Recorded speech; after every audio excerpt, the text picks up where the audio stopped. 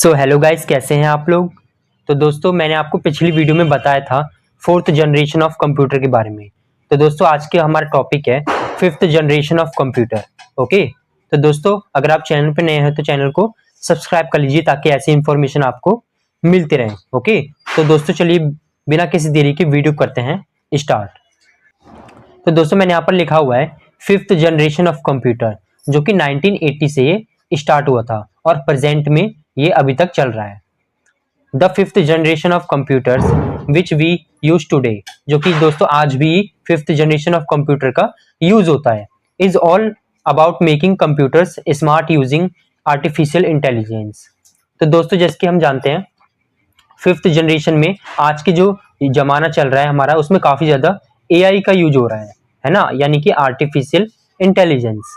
तो दोस्तों fourth generation में हम क्या यूज करते थे, माइक्रो प्रोसेसर का, है ना। और फिफ्थ जनरेशन में दोस्तों आ चुका है हमारा एआई का जमाना आ चुका है।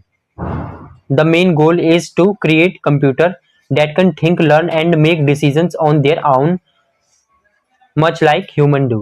तो दोस्तों आज का जो हमारा कंप्यूटर है वो ये क्षमता रखता है सोचने समझने की और डिसीजन लेने की खुद से, जैसे कि इंसान लेते हैं।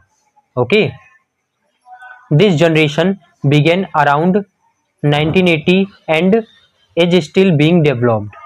तो दोस्तों ये जनरेशन शुरू हुआ था 1980 से और अभी तक ये है। Japan 1982 initiative to build a fifth generation computer was a major starting point। तो दोस्तों जापान में 1982 से ये फिफ्थ जनरेशन कंप्यूटर स्टार्ट हुआ था। तो दोस्तों इसके हमारे कुछ पॉइंट्स हैं, इसको समझ लेते हैं। पहला पॉइंट है हमारा artificial intelligence. This is the core concept. Okay, ये दोस्तों हमारा क्या है, कोर्स कंसेप्ट।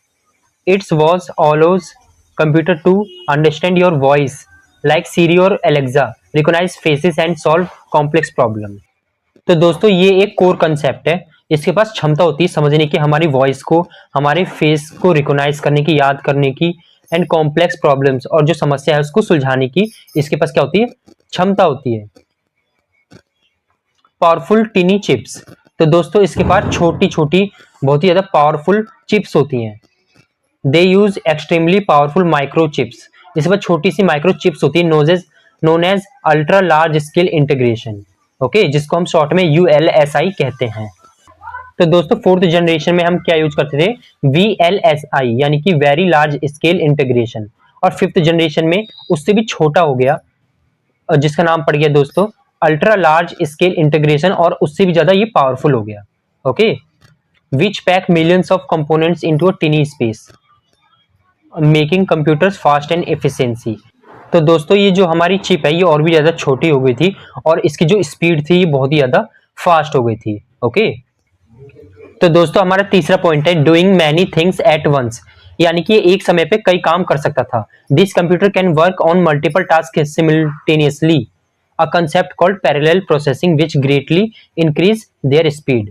तो दोस्तों ये एक समय पे कई काम कर सकता था और इस कंसेप्ट को हम कहते हैं पैरेलल प्रोसेसिंग। बहुत ही तो दोस्तों अगर ये कंप्यूटर एक समय पे कई काम कर सकता था तो दोस्तों आप सोचिए कि इसकी स्पीड कितनी ज्यादा तेज होगी, है ना। तो ऑब्वियसली दोस्तों उसकी स्पीड बहुत ही ज्यादा तेज थी।